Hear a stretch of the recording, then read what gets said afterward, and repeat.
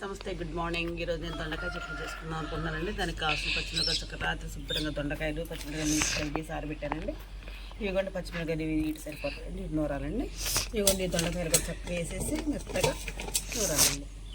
ఇవ్వండి దొండకాయలు మెత్తగా నూరుకున్న తర్వాత అప్పుడు ఉప్పు పసుపు కారం వేసుకొని కారం కదండి పచ్చిమిరకాయ వేసుకున్నాం కదా, ఉప్పు జీలకర్ర వెల్లిపాయ వేసుకొని తాలింపు పెట్టుకొని చక్కగా పచ్చి ముక్కలు కరకరకరకరలు ఆడుకుంటే చక్కగా చాలా టేస్ట్ ఉంటాయండి.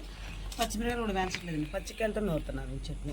ఇది నూరిన తర్వాత నేను అప్పుడు తాలింపు పెట్టుకుంటాను ఉప్పు పసుపు కారం వేసి ఇప్పుడు తెస్తున్నాను. ఇదిగోండి చక్కగా ఈ విధంగా దొండకాయలు పచ్చిమిరకాయలు పచ్చిగా నూరేసానండి. మెత్తగా చక్కగా నూరాను కదా, కందాపింద తొక్కేస్తాను. నేను ఇంట్లో కొద్దిగా కాస్త పసుపు వేస్తాను. పసుపు వేసామండి, కొంచెం కొత్త గల్లుప్పు వేస్తున్నానండి.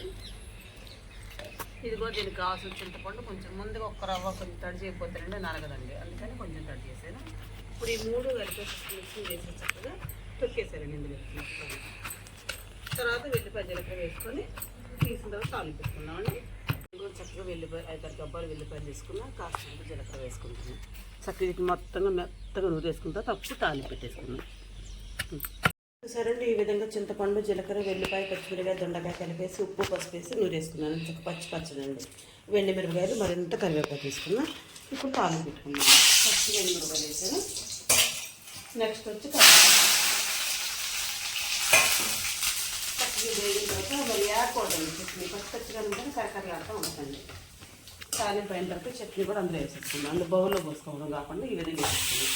కొంచెం వేడొస్తే బాగుంటుంది చట్నీ.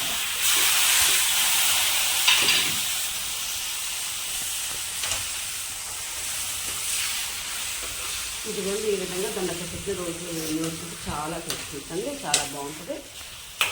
నేనైతే ఎప్పుడు ఇదే విధంగా చేస్తానండి. నేను చేసే విధానం మీకు నచ్చితే నాకు ఒక లైక్ ఇవ్వండి. Please subscribe.